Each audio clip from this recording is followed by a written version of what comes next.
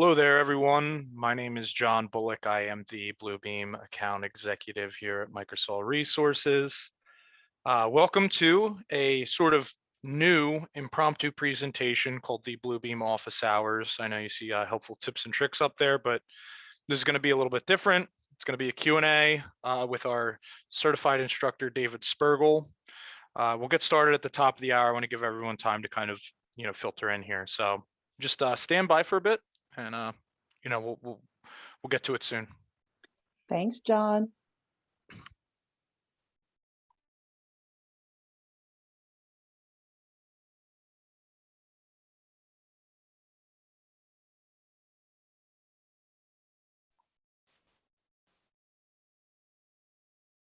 Hi, David. Hello. Hi. Welcome, everybody. Yes, and we're just going to be waiting a couple more minutes. So it is gray and cloudy over in the suburbs of New York. What's it like in Philadelphia, John? It is it's gray and cloudy here as well, which is a surprise. It's supposed to always be sunny, but it's an off day today. Nice. Funny. Had to get that one in there. Yeah, I'm sure you get a lot of those. I've been in Philadelphia a couple of times this past month. We took my little guy to see the zoo, and we went to Reading Terminal afterwards. And love that place. You guys are so lucky. Yeah, it's a lot of fun. I'm glad it made it through the this unfortunate period of time. Because people were worried about that. We almost lost the Reading terminal market, but it's still there. And alrighty, it looks like we're at the top of the hour here. So I'll introduce myself again. To all of you who don't know me, I am John Bullock. I'm the Bluebeam account executive here at Microsol Resources. You're more than welcome to get in touch with me after this presentation to discuss potentially bringing Bluebeam on at your organization if you haven't already. But otherwise, today's presentation is a sort of new arrangement. It's the Q&A office hours that we've decided to present. We have David Spergel and Annalisa Montenegro here. She's from our marketing team. David is our certified support representative and certified instructor. You can all list your questions into the chat box below. I think that Annalisa and David will be monitoring those. If it's Hey, John. Just quick question. We want them to put their questions on the questions box. Yes, sorry. The Q&A box there at the bottom is where your questions can go, and we will get to them. Whether it's myself, Annalisa, or David, depending on the context. Anywho, sort of without further ado, let's kind of get into it here. So Microsol Resources is a Bluebeam Platinum partner. We present best-in-class support and customer service to the AEC industry. We are also an Autodesk partner. We've been one for over 30 years, and we've also curated this suite of software here. So everything you see from Enscape to Rhino, V-Ray are some of the things that we sell and provide support on. As a Bluebeam Platinum partner, we've achieved the highest level in the Bluebeam Partner Program. Some of the things that we offer are customer service, technical support. We have training and services, technical resources, a YouTube page, and of course, these free educational webinars. And as far as being an expert goes, if you're new to Revu, or you want to become a power user, or you just want to optimize your company-wide training, we can assist you in bridging the skills and knowledge gaps of your team. And you can even close that skills gap for new hires. While in-person classes are currently postponed for the foreseeable future, we do offer live online training. You can schedule that. you can email Bluebeam at microsolresources.com, and our training coordinator will be in touch with you. And for any other, like I said, training, sales, or support related questions, you can always email us at bluebeam at microsolresources.com, and one of our expert team members will be in touch. Okay, so there's been a bit of news. Versions 2019 and older have reached end of sale. That was effective February 23rd, or I actually believe they had moved it to March 22nd. But nonetheless, versions 19 and older are no longer for sale. You will have to purchase the latest version of Bluebeam, which is Revu 20.2.6. You can get information on that as far as the technical aspects of the newest version on our tech resources page online. The way that we recommend kind of staying on top of things is by having maintenance. Oh yeah, you can also get a trial of the latest version if you don't already have it. But back to what I was saying is the best way to kind of stay on top of your Bluebeam and ensure that you have access to everything is by being on maintenance. This will, in fact, give you access to free upgrades to the latest version, so you won't have to pay for any bugs or patches or having the most up-to-date technology. As long as you're on the maintenance plan, you'll receive direct support to our team and Bluebeam's team, whether that be on call or via email. You'll be able to easily upload and distribute mobile drawings through the Bluebeam Drawings application, which is available for iOS and Android. And you also get access to our growing resource library that includes all of our tech resources, our free webinars, our YouTube page, et cetera, et cetera. And currently, with the new changes being implemented, many customers are finding themselves needing upgrades, adding maintenance, or they just want to buy new versions for whatever reason. We're currently offering 5% off on pretty much all Bluebeam purchases currently. Just email Bluebeam at microsolresources.com. Let us know that you attended the webinar and would like to use the promo code 5% tips. That's how you'll get your 5% off on your next purchase.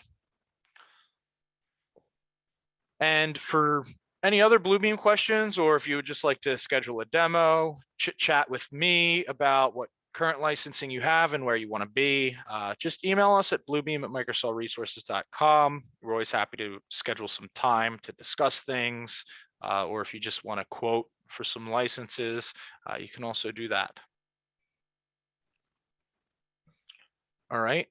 And well, this is the helpful tips and tricks for review, but Yeah, skipping through. yeah, I'll kind of I'll lay it off to David here. I'll skip the grand introduction. He's brilliant. He does a great job at these. He's probably a big part of why you're here. And take it away, David. I'm blushing. Thank you, John. Really talking me up. All right, guys, welcome. Thanks for coming to this more informal, a little bit looser formatting of kind of a webinar kind of thing. Office hours. I kind of like the sound of that. It makes you sound like a professor.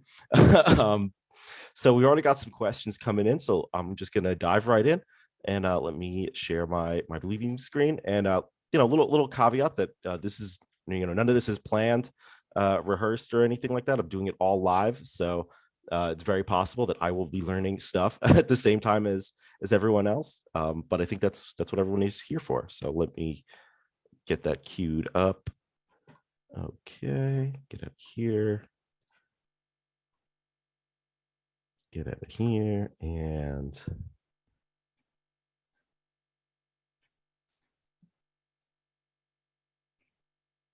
oh, that's just me. Okay.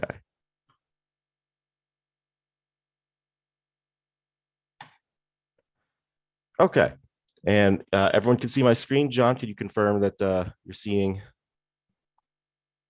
Bluebeam?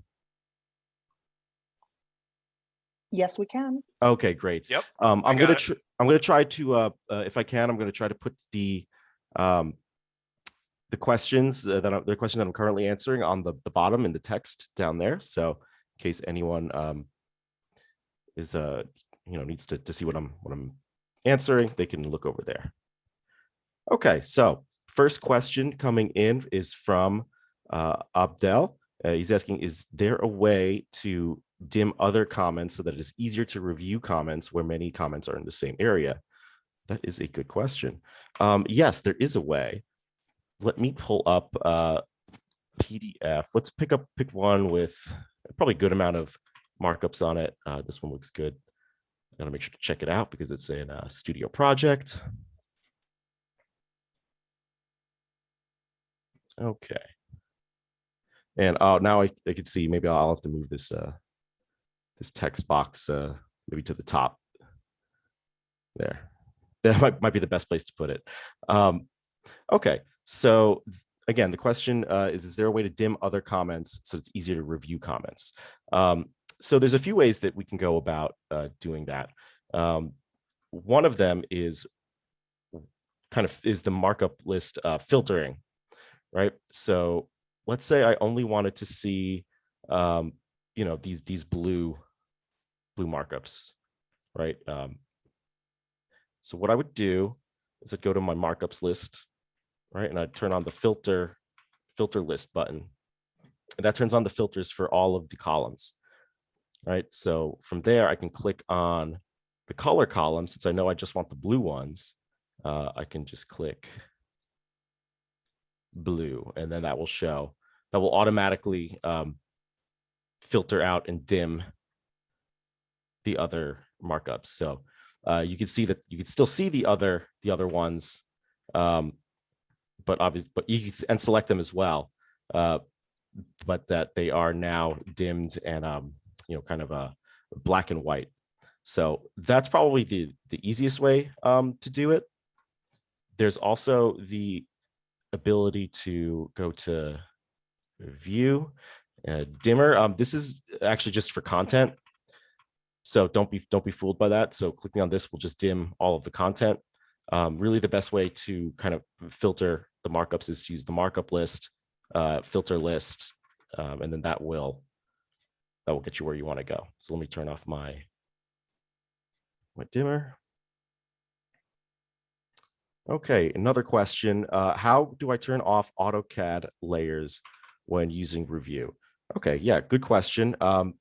Oftentimes when you bring a document from that you made in AutoCAD into Bluebeam Revu, you'll find that it has a lot of extraneous layers. Let me go ahead and I'm just gonna open up AutoCAD, get myself an exported drawing. Okay. All right, I'm going to pull this into Bluebeam. All right, so first thing is going to say this document contains untitled viewports. You do want to remove those generally. And if I fly out my layers panel on the left, you'll see that I have all these different layers coming from AutoCAD, right? So if you want to turn them off, what I would do is simply hide them. And then they're essentially off. Right? So does that make sense? I mean, should make sense. Yeah. So if you want to keep the content of the markups or the whatever is on those layers, what you can do is you can flatten those layers, right? And then that would just become part of the content of the document.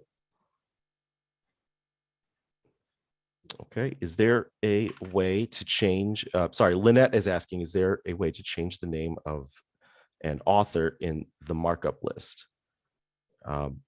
So short answer to that one is there is not. And the reason for that is, I'm pretty sure that that you can't do that. Okay, maybe I'm wrong. Just kidding. You can actually do that. In a studio session, you cannot, because a studio session is kind of a live live document editing process. In this case, yeah, it looks like you can. If you don't want anyone to change your authors, let's see, we can properties, flies up my properties, and we can lock the markup so that no one can change it. So if you're worried about someone changing your markup, you can go ahead and lock it. But yeah, just go to the markup in the markup list and double click on the author column and you can change it. So, okay, Abdel is asking, what is the best practice to create a report of comments that are hyperlinked to the document? Should it be a separate document or attached at the end of the same PDF? Usually the best way to do that is to, yeah, I would say that appending it to the PDF is probably the best way to do it. Let me position this text in a place that makes it. It's tough because there's so much stuff on the screen already that there's really no good place for it. But I'll do in the best I can. Maybe over here. Maybe if I go like, no, that just shrinks it. Okay, well, I'm going to not waste too much time putzing around with that. I'll put that over there for now. So markup summary. One of the best ways to do that is if we pull up the markups list again.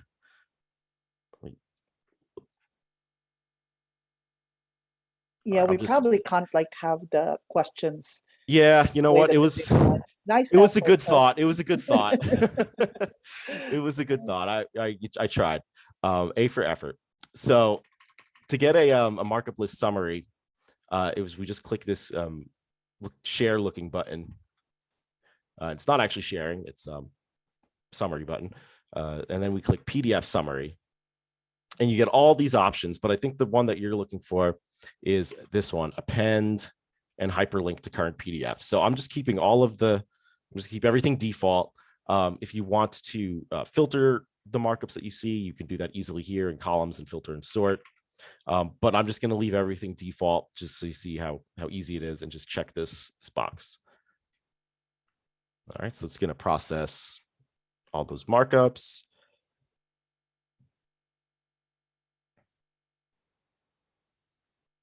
There we go. So now you can see that this is added on to the pages of the current PDF, right? So here's the base is these 3 pages, and then here's the summaries afterwards. And looking at the summary, they are all hyperlinked, right? So if you click on the markup, it takes you right to that location on the page. And then you can click the back button on your mouse to go right back to the summary. So that's how I would suggest doing that. So Juan is asking, I would like to know how to digitally sign multiple sheets in a single PDF file without having to sign and resave for each signature. Yeah, that's a good question. Signing multiple sheets in a single file. So there's a few ways to do that. Let me pull up a document that has, or now we'll just pull up a blank document. So go back here and let's go with, not that one. Let's go with one of these guys. These originals. Let's go with first floor finish. Okay. So, there's only one page in this document. All right. You know what? Let's go. Let's use this one. So one way to do it is to use the batch tool, batch, sign and seal. And another caveat is that, it kind of also depends on how you want to sign it. And by that, I mean, do you need to certify and sign it? Do you need to, digital verification? What sort of, verification system, third party, whatever that you use will kind of influence that decision. Sometimes you just need a digital signature that's literally just a scanned version of someone's signature that you can put on the document. Sometimes you need it to be certified, which is different. So let me, yeah, sure, I'll save this. All right, so it's asking me which document I want to sign and seal. I'm going to click next. Okay, and so now it's asking me for my digital signature, date, and what seal if I want to use, if any. So you're going to select the ones that you want to use.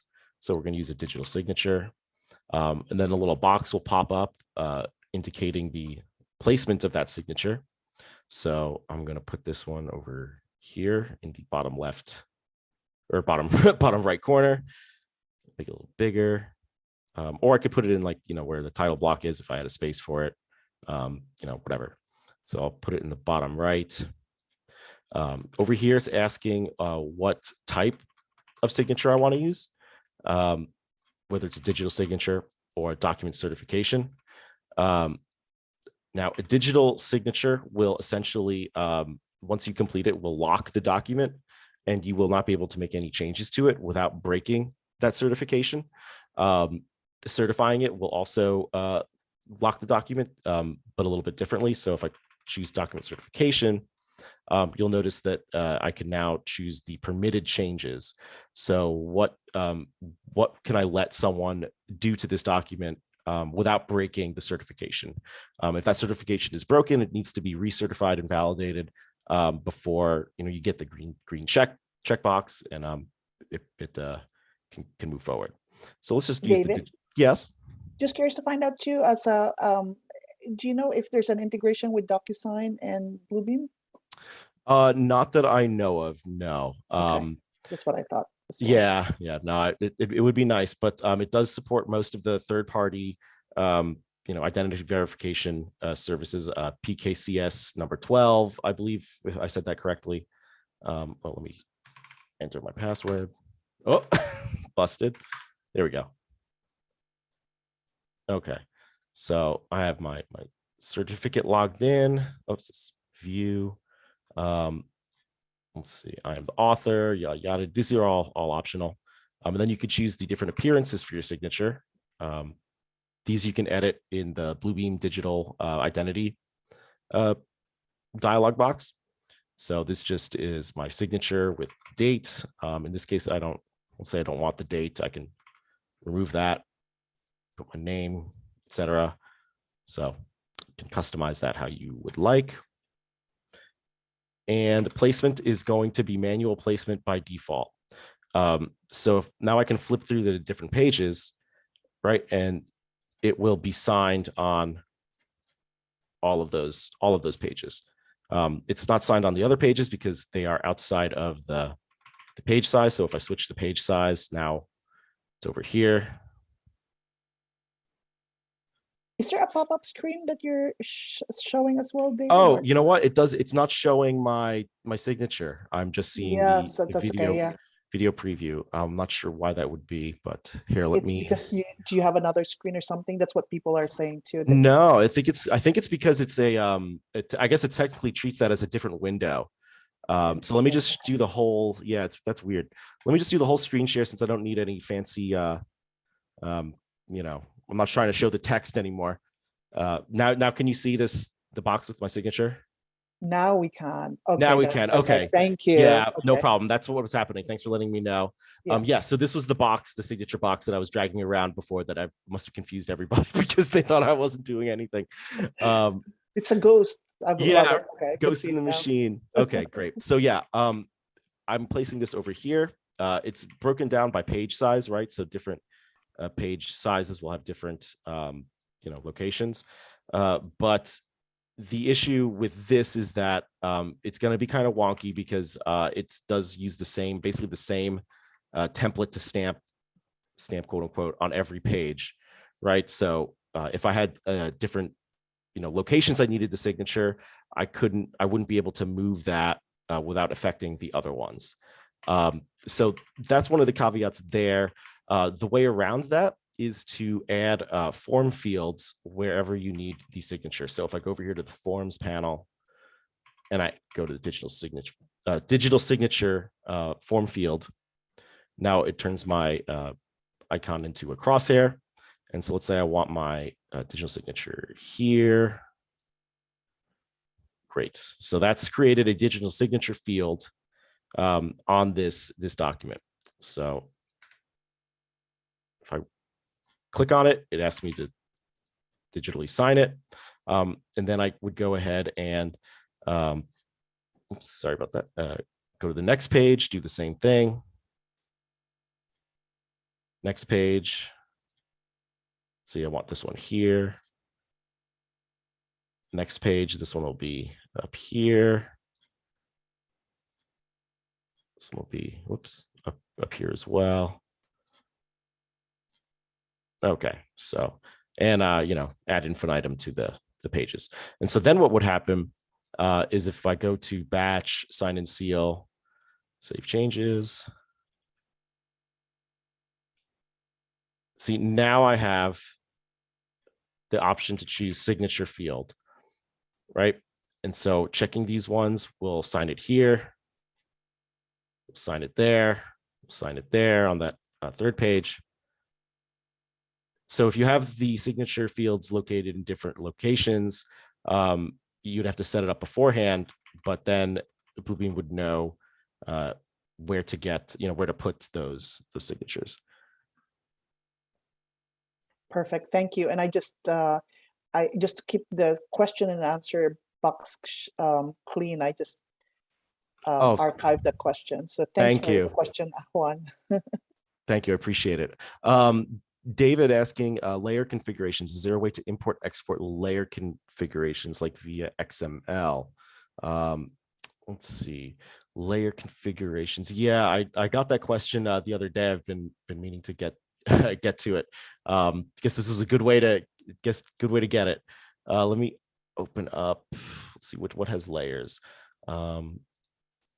So yeah, the layer configurations is a little bit weird because you cannot create an empty layer, right? There's no such thing as an empty layer in Bluebeam. Bluebeam, David, yes. I did bump this in our support system as well on our email. So Noted. and just so you know, in case David from Del Dot is okay with, I don't know if this is a very in-depth question or not, but I know that we've had it on our slate for a minute.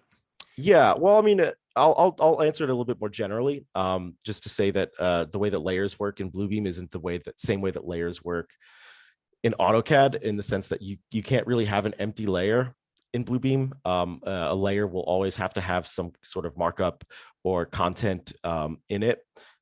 So I think what David is asking is, can we just import a bunch of of layers that we use commonly into the document? And the answer is, well, not really, because you can't have those empty layers in Bluebeam. You can import layers that are already in a document, that have stuff in them. You can import those layers into a new document.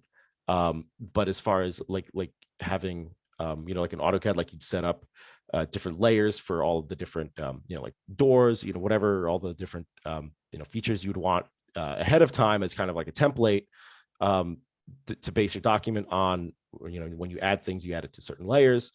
Not necessarily the case in Bluebeam.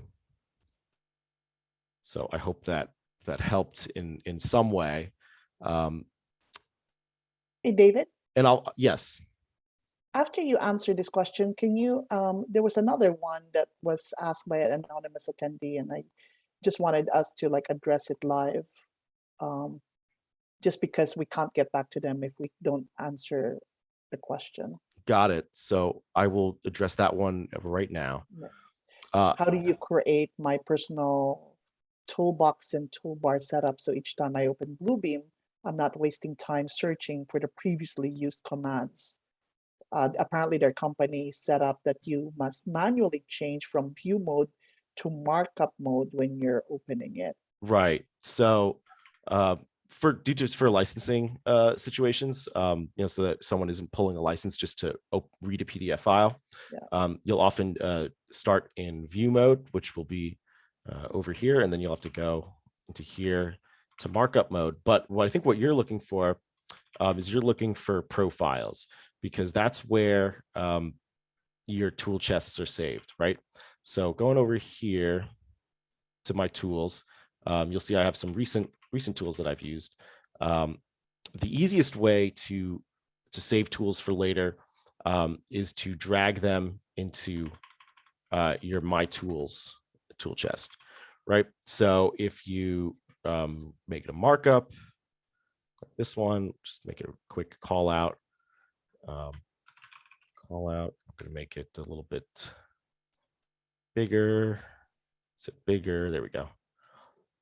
Make mine a little bit thicker. So, customizing it the way you want. Thicken the line. Where is that? Line space, style, line width. There it is. Okay, and then what if I don't want the border? We'll turn that off. So turn it off. Okay. You know what? It's just gonna be red. I can imagine the Here we go. designers in our call are shuddering that you're decimating their beautiful drawings. But yes. That's okay. I think they'll live. Okay. Well, and also he wants to find out like the best way to create bookmarks, but I wasn't. Okay.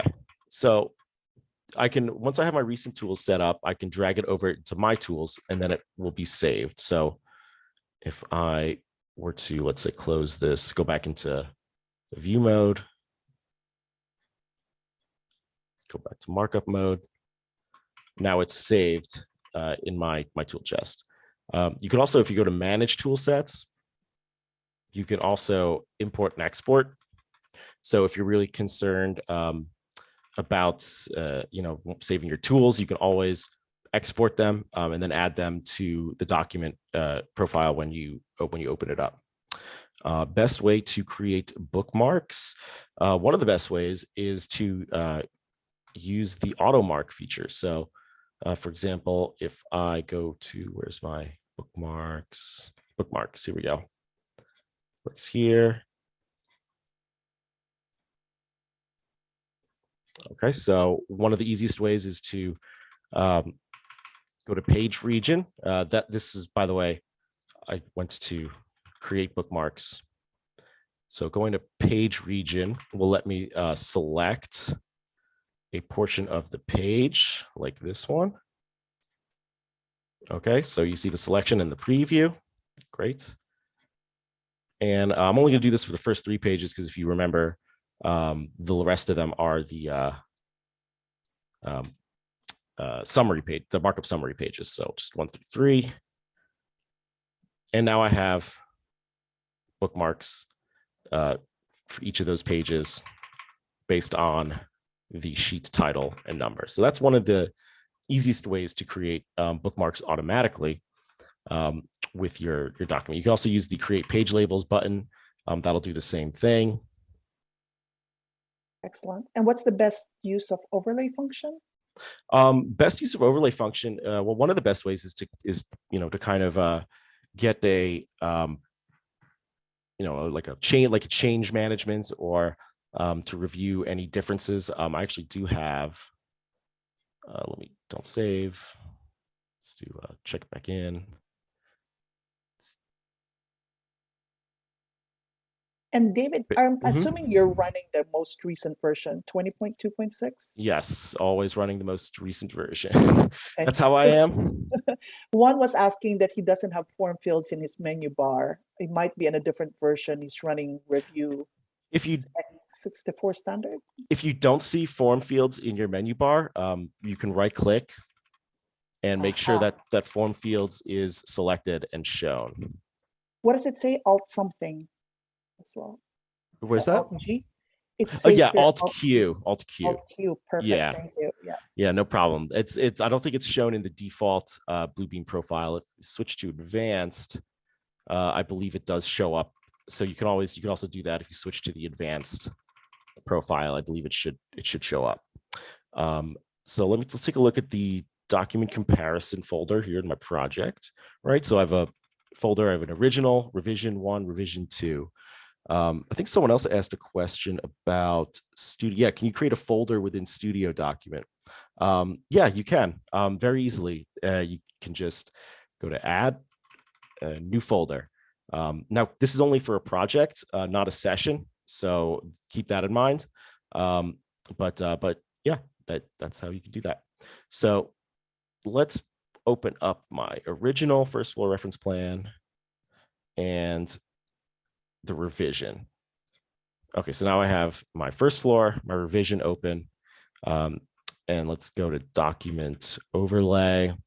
It's going to automatically select my open documents. I'm going to change the color because I really hate the weird Christmas theme color that they go to by default. It just really grosses me out for some reason. So let's go with blue. I like blues, blue, and let's just go regular black. Okay. So now I've got my colors set up. They're all both the same pages. It's going to ask me to align the points. And what this does is you pick 3 different points for alignment. This little dialog box says best results, choose points near the corners, and make sure to choose the points in the same order on all documents, very important. So we'll just go with, oh, you know what? My snapping isn't on. Let me turn that on. So one quick tip is turning on snap to content, which makes your life a lot easier when trying to do things like this. So grid and snap to content, very, very useful for this sort of thing. So hit OK, and now I'm going to go back and do that again. Compare and overlay are very similar, by the way. Compare is a little bit more advanced, so I'm going to do that. Let's do manual alignment, pick points. Okay, here we go. So you see the difference now that my snap is on, I can easily snap to this corner. So let's just start down here. Let's go with 1, 2, and then up here, 3. Okay. Second document, 1, 2, 3. Okay. And now it's asking me how I want to display them. So we're just going to leave everything by default. Click OK. And when you compare or do an overlay, it doesn't modify any of the existing drawings or files, but it creates a new one called first floor reference plan diff. Or if I had done just an overlay, it would have created, I would call it just overlay. Right. So here you can see, oh my gosh, very messy over here. But this is essentially highlighting all of the changes from the first document to the second document. So you can see over here, this guy is different, is not here on Rev 1. So if you want to make a comparison, so on the right side right now is this is the original. This would be the new one. Oh, so if your document keeps doing that, it's because it's synchronized. Let me turn that off. And there, that should be a little better. So you can see obviously this difference here, and it's highlighted in this this document too. So obviously this is a little bit busy because there's a lot of differences. If we just did the overlay and open files, I'm just going to keep those points. So this is what you get with the overlay. Let me move these over so we get a little bit more screen real estate. Yeah, so now you can see some of the changes. Also pretty easy to see. In red, you'll see the one document. You can also go to layers and turn them off, so you can see each one, right? So yeah, that would be one of the useful features of doing the overlay and comparison. How can you import comments from others? Is there a way to lock comments made by others? So yeah, you can import comments, absolutely. So for example, if I go to, let me close these guys, we don't need them anymore. Pull up, and you go with this takeoffs one. Okay, So what I can do is if I have a bunch of comments, I can go to markups and I can import them, right? Import and export. If the reason it's grayed out is because I haven't checked out the document. So let me check it out from Studio. Now I can import and export markups. So this is useful if you need to make modifications to the base drawing in AutoCAD or something like that, but you don't want to lose any of the comments from the PDF. You can just simply export the comments and then make the new drawing, update it, whatever, and then re-import the comments back into the file, and it will repopulate. Thank you. And David, I just wanted to also share that we're not recording this particular session right now because of the nature of the Q&A sessions. But I shared the tech resources link on our chat box that actually gives you the previous webinar recordings we've done, including the recent one that David did about the tips and tricks to Bluebeam Revu. So just want to let you know the link is in the chat box. Thanks, David. No problem. Thank you. So we've got another question. Session invitations has been limited to 100 at a time. What if I have 101 people to send it to? I now have to send 100 and then to one. Why? Or 3 times for 300. Yes. Yeah. Essentially, yeah. Essentially, that is what you'd have to do. I believe there is a reason behind it. Let me see. Yeah, there's a reason. I know that there's a reason behind it, and I believe it's because something on their end. Yeah, so maximum users went from 250 to 100. This was to improve the email performance when sending large batches of invitation emails. So I'm guessing over 100, trying to send over 100 would impact the mail server's performance, and things would get lost. So I believe that is why they made that change.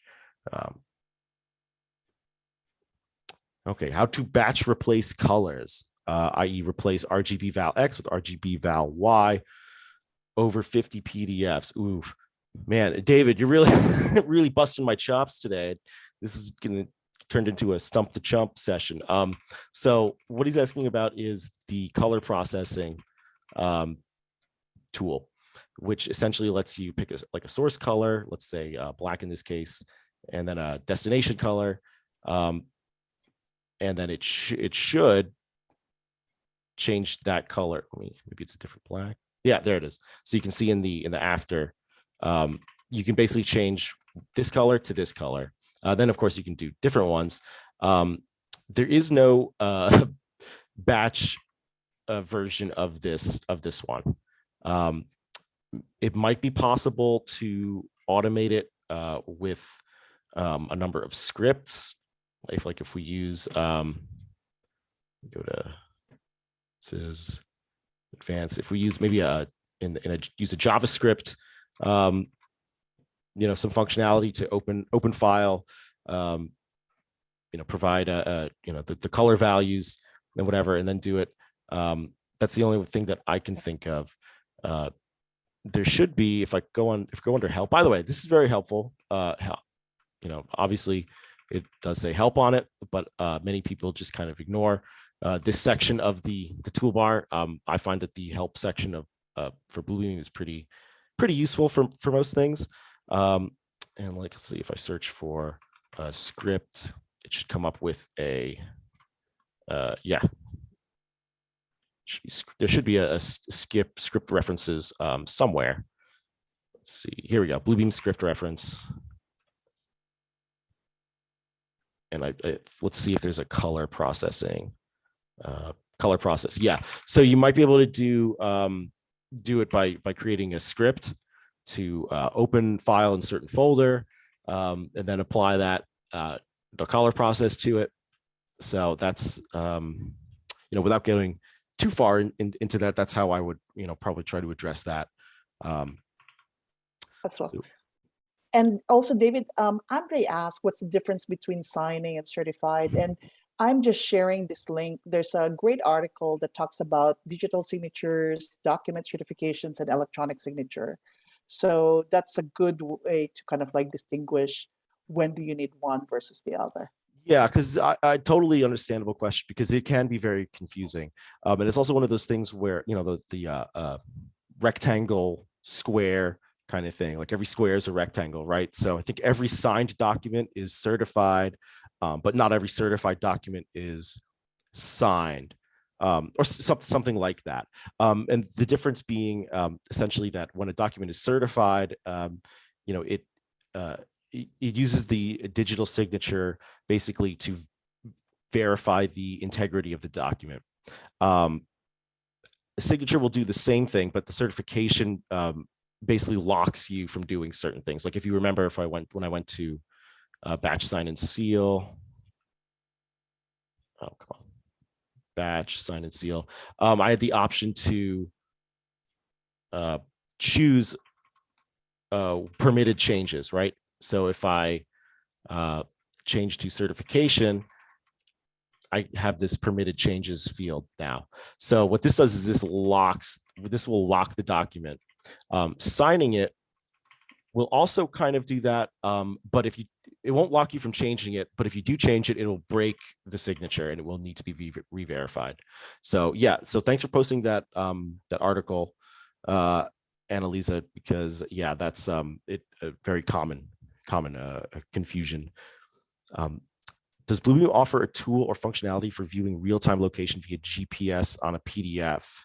Not that I'm not that I'm aware of. No, I don't. I'm not aware of any GPS functionality. I think I know Apple Signature has that from your phone or something. Even Okay, DocuSign sometimes depends on like how you set it up. But no, I'm not gotcha. aware of Bluebeam. Yeah. Yeah, no, I'm sorry about that, Especially David. with remote work and trying to figure out like how does it even like recognize that based on your, IP address or something. So Yeah, that could be kind of tough. But who knows? Maybe it's coming in the future. Lynette asks, how do I move the markup to a different screen? No, Lynette, you might have to clarify. Do you mean moving the markup list to a different screen, or do you mean moving just a markup itself to a different screen? The easiest way I'd say to move just a markup, on the document to a different screen is just a cut paste. So for example, if I needed to take, not this one, maybe this is not a great example for this. Okay, whatever, I'll take this one. I could just cut it. That's a Control X, by the way, because you couldn't see what I was doing there.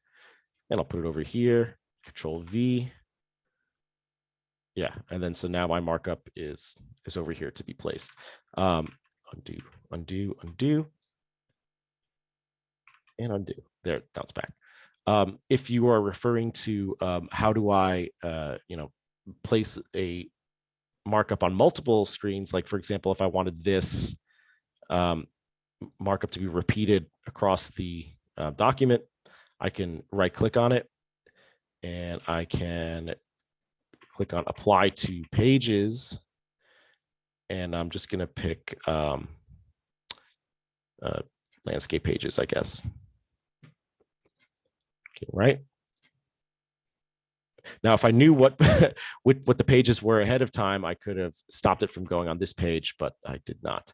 So I'm also getting questions too, like trying to figure out what's the difference between the different Bluebeam Revu. So I'm posting a link because can you just clarify, David, like which version are you using?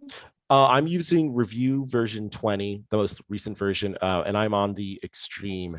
That's what I meant. Okay, so Revu version. Extreme. Okay, Yeah. perfect. Thank you. The main difference between them is there's three levels. There's basic, CAD, and extreme. With CAD, you get plugins for AutoCAD and Revit and other CAD software, so that you can directly export to PDF using the Bluebeam plugin.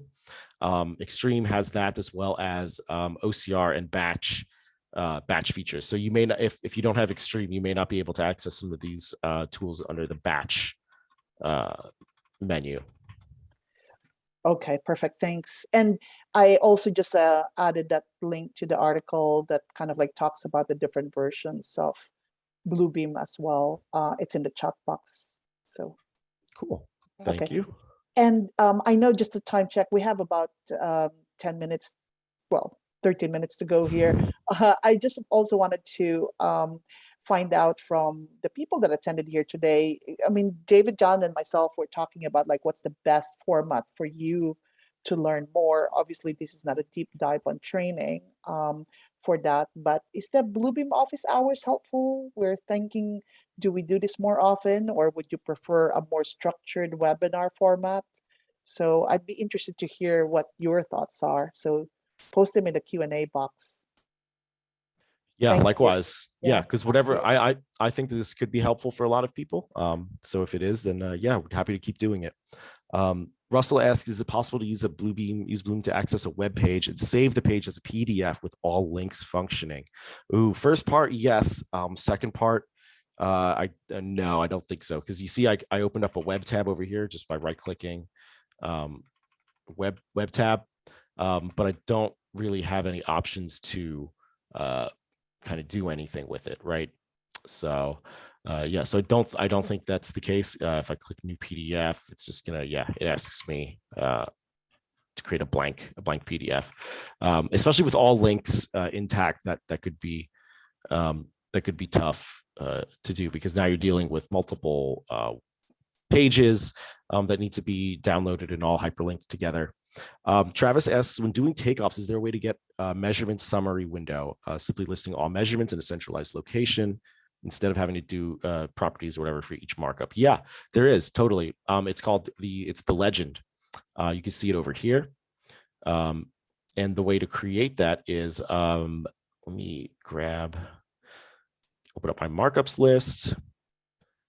And I'm going to filter by page label for finished floor plan so that I'm only getting the markups from this page. I'm going to do Control A to grab them all, or simply right. Well, I guess you can't do that. So Control A to select them all.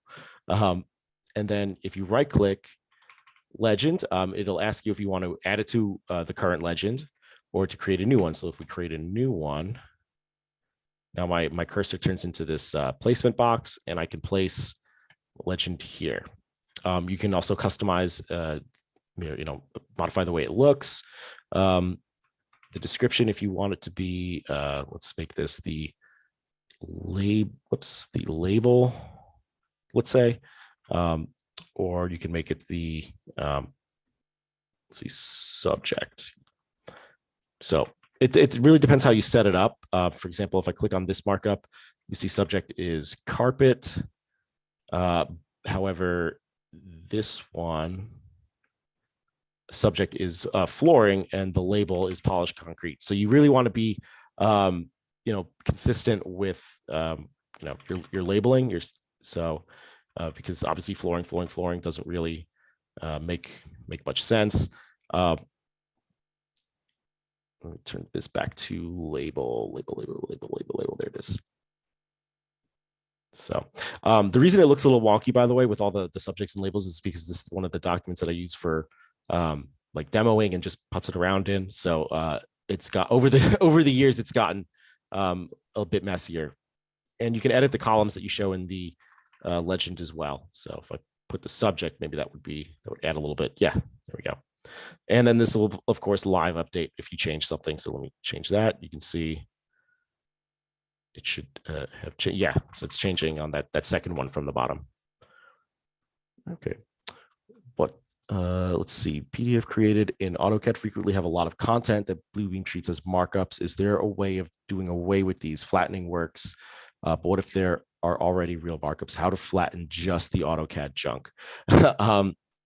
Yeah, Andre, I think I addressed some of that question before with the layer configuration settings. That Bluebeam doesn't work with empty layers. So, I guess it would be tough if it's coming in from AutoCAD with markups already. I'd make sure that those markups are in their own layer so that you could keep them unflattened. How to flatten just the AutoCAD junk. I think you could also do something in the export settings for AutoCAD. Let's see. Pull that up real quick and I'll try to answer a different question. Not familiar with the capabilities. Can someone easily draw, i.e. redline a detail in lieu of just including comments? Yeah, absolutely. You have a whole suite of drawing tools available in Bluebeam for you to make modifications to. Obviously, it's not as you don't have as many tools as you do in your CAD programs, and I definitely wouldn't recommend it to to create a drawing with. But you can certainly add modifications or suggestions. Draw a little things like that. Okay, so if I go to yes. Oh, sorry, I'm curious to find out. I know you're working on this with a keyboard and all, but somebody was like asking also if you are using a more advanced mouse, right? I am using a Logitech mouse. It's maybe a little bit more advanced than what you would get in like a PC, brand new PC pack-in, those crappy mice and keyboards that you get with them that probably immediately go in the trash. It's probably a few steps up from that, but it's nothing super fancy. I'm definitely not using a space mouse or anything. It's got the the buttons, the scroll wheel. I got my little thumb mouse button to go back, and that's that's basically it. Yeah. So I probably then the best thing would be to use the keyboard shortcuts rather than advanced mouse. I do use keyboard shortcuts like the Control C, Control V, some of the basic Windows ones. I try to avoid using the Bluebeam shortcuts when I'm doing things like this because obviously people can't see me doing that. So I try to make it as easy to follow as possible. Of course, sometimes my own brain gets ahead of me and I just start doing things. Control C, Control V, whatever. But yeah, I try to not do that. Maybe in AutoCAD, if we don't include the layer information, perhaps that would make it not give you all of that junk in Bluebeam. Let's see. And just time check, we have 5 minutes. 5 minutes, I know. I know. Time flies, I guess. Well, before we get to the end, I was asking like what format is better, a more structured one with a specific topic, or more free flowing like Bluebeam Office Hours. And we seem to be split right now. I think a scientific survey to find out what people would be interested in. But I'm also curious now to find out for those that said which specific structured topics you wanted. Is there a particular one that you wanted us to do and focus on? Because I think we have scheduled one that talks about real-time collaboration using Bluebeam Studio, right? Is that going to be helpful versus doing an office hours like this? Or maybe we'll do a combination of both, depending on what your interest is. You're welcome to join us. But before we leave at the top of the hour, David, can you talk more about Bluebeam Studio versus, because I know there was a question and they wanted to distinguish between that and the Studio Prime. Okay, so yeah, that's a good question. Yeah. Studio Prime is so backing it up. Bluebeam Studio is included with every Bluebeam license that's purchased, regardless of basic, CAD, or Extreme. It's free. It's not an added cost or anything like that. And it gives you access to Bluebeam Studio projects and sessions. Projects being the document management, cloud document management system, and sessions being the live document collaboration service. So you get access to both of those with your license already. Studio Prime does is it gives you two things. It gives you the ability to administer your projects and sessions from a higher level, to kind of get an overview of your organization, to see the different projects and sessions that are being being activated by your team. And it also gives you access to the Studio Prime API and integrations. So if let's say, for example, one of the popular ones is Procore, integrating Bluebeam with Procore can only be done if you have a Studio Prime subscription. Just to show you what that looks like, let's just see if it might be helpful for you. I probably messed up that password. Yeah. It's like, you could tell when you mess up a password and you're like, oh, I'll try it anyway. Oh, that one did. Okay, that should do it. So this is what it looks like in Studio Prime. So this lets me see the different projects that are open, different sessions. I can get a reported on studio usage over time, things like that. So you get access to this kind of interface that you do not get with the normal regular basic Bluebeam Studio. Andre, I hope I answered your question about the AutoCAD. It looks like if you turn off the include layer information, it all comes flattened with kind of these text coming in as markups. Hopefully that helps. Is there any plan to allow sorting the session list by expiration? Oh, good question. Not that I'm aware of. Yeah, I don't think. Yeah, it looks like there's no option to sort them at all. Maybe you can filter by recently. Nope. So yeah, I'll look into that and we'll see. It's a good suggestion. How do I best traffic a PDF that needs to be signed by multiple people in multiple companies? Yeah, that would be probably with form fields. That'd probably be the best way to do it. To do that, if you could set that up beforehand, that'd probably be the easiest.